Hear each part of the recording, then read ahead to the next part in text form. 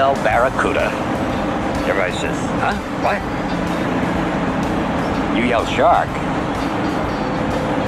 We've got a panic on our hands on the 4th of July. Shut up. I'm rich. I'm richer than all this, you Hollywood trash. A, you can never go too far. B, if I'm gonna get busted, it is not gonna be by a guy like that. I'll be back. Here's Johnny.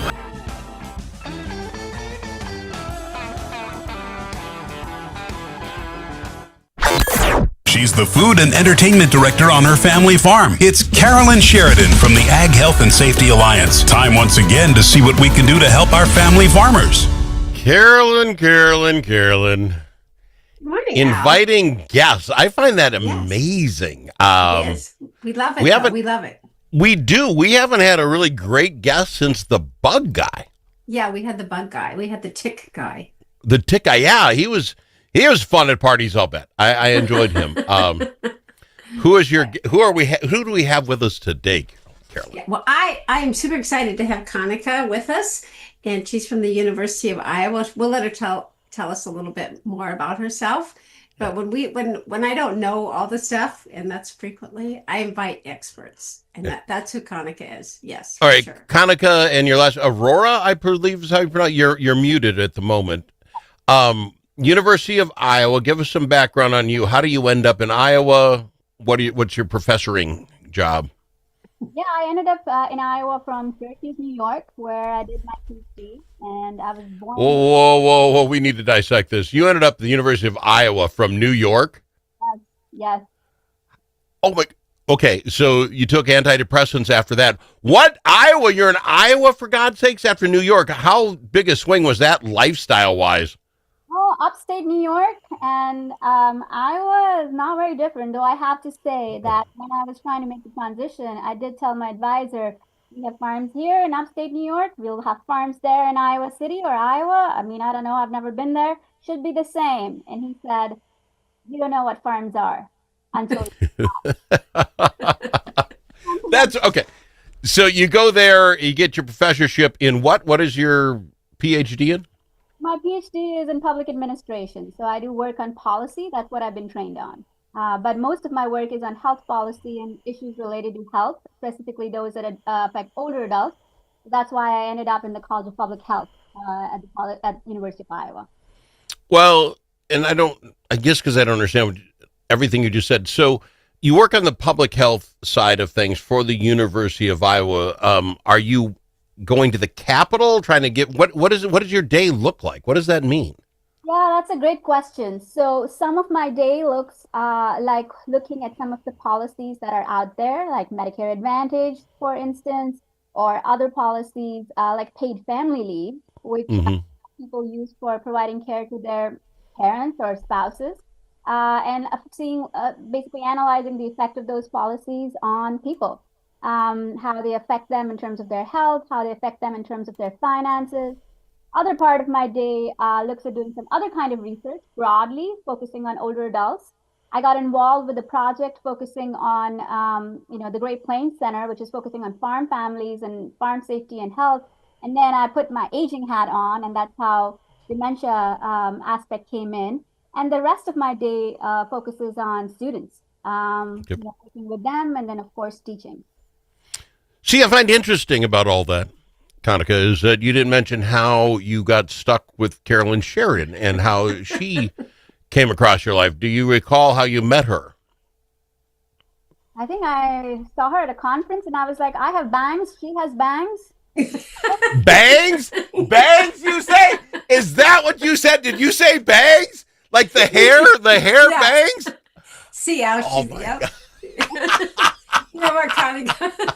If you can make Al crack up like that, you have been a highly successful on this show. I love it. I've never heard the story. You didn't what? You didn't catch her bangs right away? The sister banging here or whatever that is? Yeah, I mean, my God. Wasn't that great? That was good. Yeah. So none of this happens, including this show today, if you guys didn't have matching bangs at a conference. That is probably so fantastic.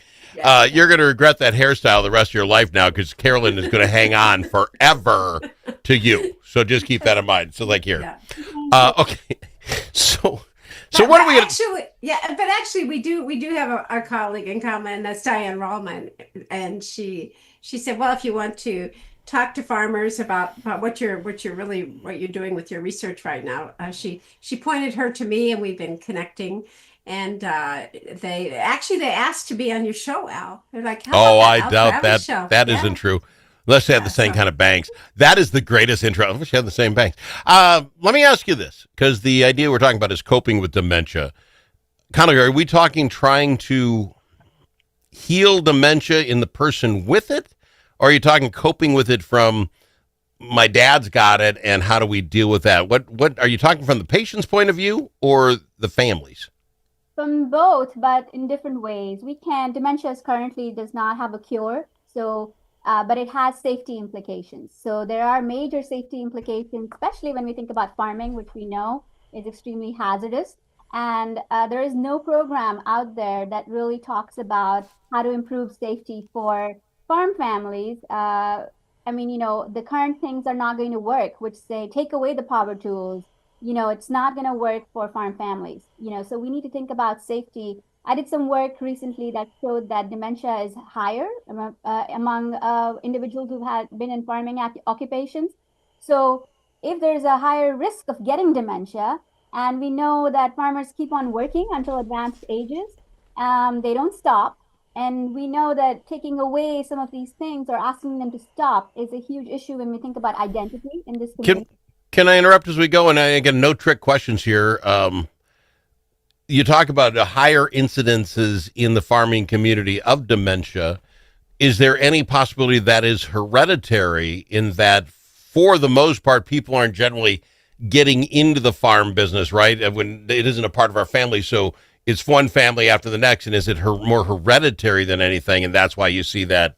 Yeah, it's possible, but I think some of the things that are out there and some of the things that I try to test are midlife hearing loss. That is very common in farmers and also, predictor of dementia. Things like pesticide exposure. Another study found being exposed to lead deposits in Wisconsin while growing up. But, traumatic brain injury, when you think of ranchers, those Mhm. kinds of things. But you bring up a good point, and that's something to consider because yes, one of the biggest risk factors of dementia is family.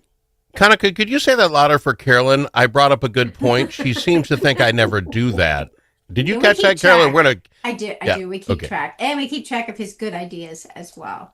That's So, right. with small list, but Kanika, so get with me on this. Then, we don't know what actually causes dementia, but are we getting there? I'm. You mentioned the hearing loss. I was reading a lot on tinnitus. Is it tinnitus? Hearing in the ear, tinnitus, whatever. Tinnitus, yeah, Yeah. you could say it. So, Yeah. we're talking about that, and then some of the stuff I was reading says that could be a precursor to dementia, and so it's like, okay, they're putting two and two together. Another thing was, cholesterol.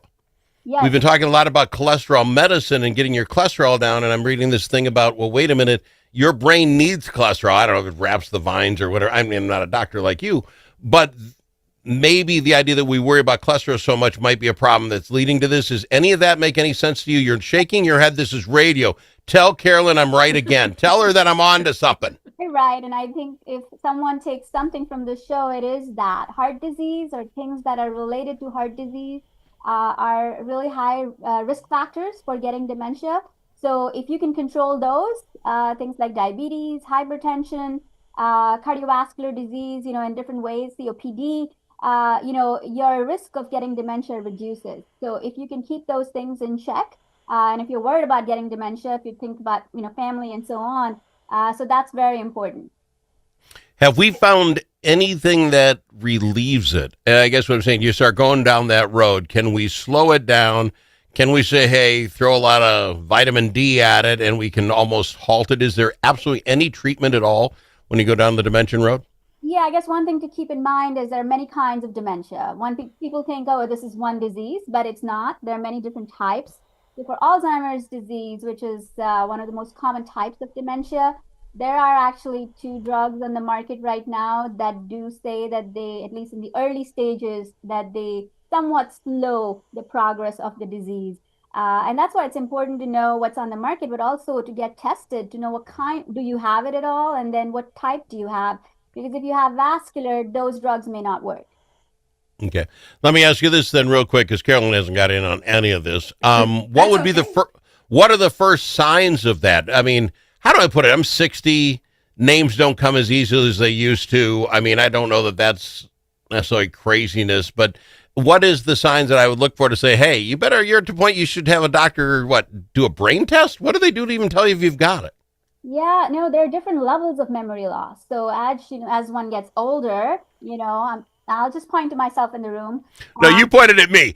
Just so folks know who aren't watching, as you get older, she did this hand thing and pointed at the camera and then realized, oh, better point back at me. I'll take offense. I didn't take offense. I am old. But go ahead. As we get older, things just start to get worse a little bit. And that's just age associated. We go into a room and we forget why we were there. But between the next level is something called a mild cognitive impairment, which is when things start happening almost every day. Or when someone just talked to you and you forget what was said. And then the third level is dementia, where, you have serious problems with the ability to remember, think, and reason. And, you get lost when you're going somewhere. That's serious, or, you're repeating questions and so on. You're having a difficult time following a recipe or a task that you did almost every day, So those are the kind of things when you would worry about and try to go to a physician to get checked out.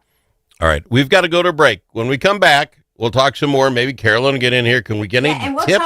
I haven't got a tip yet to help. Yeah. We've got a great program coming up that we really want to focus on, too. It's so interesting when you get somebody in here who knows what she's talking about, how quickly this time goes. It's amazing.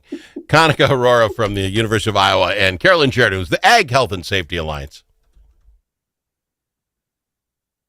Tired of one-sided media and divisive noise drowning out your conservative values? Take back the conversation with Braver Angels. Join a grassroots movement to restore civility and find common ground without compromising your principles. As a conservative, your voice matters. Share your perspective on issues like immigration and public health in Red Blue workshops and help rebuild trust in our great nation. Be a leader in depolarizing America. Sign up for free at mn.braverangels.org. Braver Angels, where conservatives, liberals, and independents unite for a stronger republic. Think about it. A famous politician once said, "You're entitled to your opinion, but you are not entitled to your own facts." But in a world full of AI and fake news, where can Minnesotans find the facts? Center of the American Experiment is Minnesota's go-to source for fact-based analysis and common sense solutions for taxes, energy, public safety, and our kids' education. Visit AmericanExperiment.org for more information. Think About It is brought to you by Center of the American Experiment, Minnesota's think tank.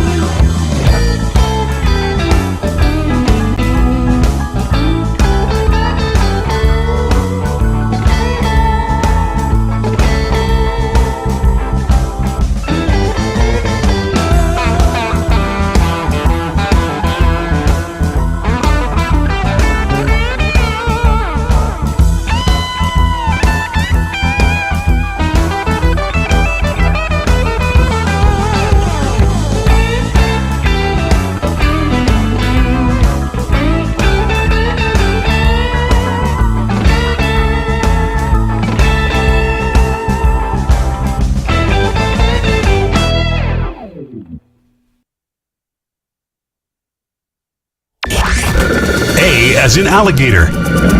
L also in alligator. But it's not alligator. It's the Al Travis Show. If you're just joining us, it's Carolyn Sheridan's Ag Health and Safety Alliance. She brought a guest in, Kanika Aurora. She is a professor from the University of Iowa via New York City. And these two professionals got together because they have the same bangs. It's like a movie just waiting to be written. It was great. But I did want to mention that Kanika and I had the opportunity to talk yesterday in preparation for your show, Al. And we were talking about how in farming, as she mentioned at the beginning, we need to address it differently for dementia. And that's why we're really excited to promote this family caregiving, caregivers for families coping with dementia on the farm. So I'll let Kanika. Well, where's this program at? Is it an online thing? Where's this program at, Kanika? Yeah, it's an online thing. It's on Zoom. The content is delivered by Illinois Extension. We're testing it out right now, but it focuses on safety, but also, as you said last time, for caregivers as well. So how to make things safer for the individual with dementia on the farm, not just at home, but also on the farm, and also for how to cope with it if you're a caregiver.